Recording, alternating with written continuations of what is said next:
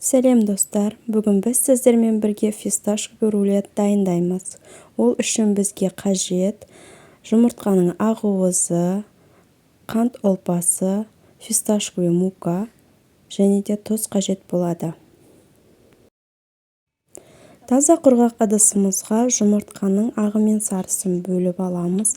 Бізге тек қана ағы қажет болады. Үстінен кішкене шым тұзымызды салып, жақсылап миксерлейтін боламыз. Жұмыртқаның ағы осылай көпіршіген уақытта үстіне қант ұлпасын 2-3 бөлікке бөліп салып миксерлейтін боламыз.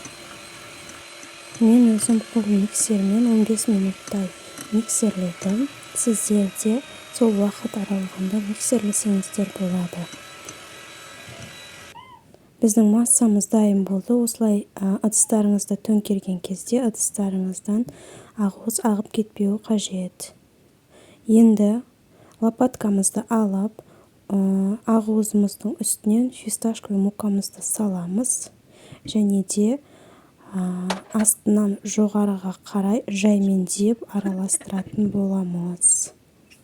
Көп араластыруға болмайды. Көп араластырсаңыздар, егерде массаларыңыз сұйық болып дұрыс піспей қалуы мүмкін. Табамызға осылай пергамент қағазын төсейміз, үстінен жаңағы массамызды салып шығатын боламыз.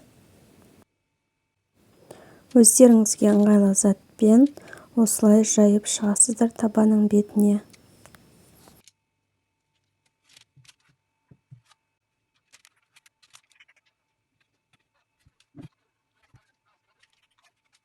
Дайын болған массамызды мен өзім әсел пеште пісіремін.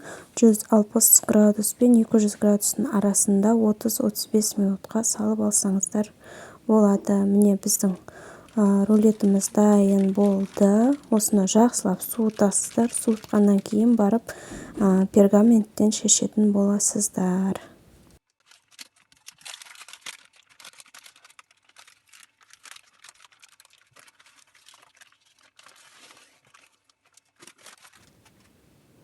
Ал енді кремімізді жағып шығамыз. Достар, осы кремнің дайындалуын мен описаниеда қалдырып кетемін. Сол жерден көріп алсаңыздар болады.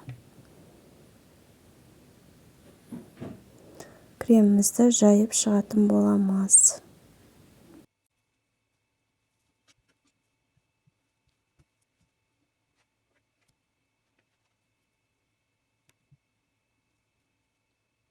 Кремімізді жағып болдық. Енді рулетімізді орайтын боламыз. Рулетімізді ораған кезде ұзын жағынан бастап ораймыз. Және де орау барысында жаймен орау қажет, себебі рулетіміз сынып кетуі мүмкін. Ақырындап, асықпай, шетінен бастап орап шығатын боламыз. Өздеріңіздің ыңғайларыңызға қарай. Міне біздің рулетіміз дайын болды. Өздеріңіздің қалауларыңызға қарай қалған кремдермен бетін сәндеп, кез келген жеміс жидектерді бетіне қойып сәндесеңіздер болады.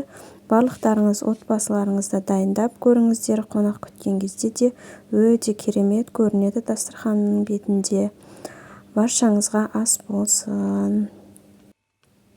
Менің каналым ұнайтын болса, осы видеоларға лайк басып, подписаться етіп кетуді ұмытпаңыздар.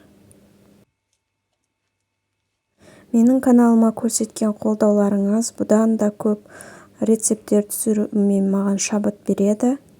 Және де менің табысқа шығуыма сіздердің көмектеріңіз қажет. Подписаться етіп, лайктарыңызды басып, комментарийларыңызды жазып, менің рецепттеріммен тамақтар пісіріп көріңіздер. Өте дәмді шығады.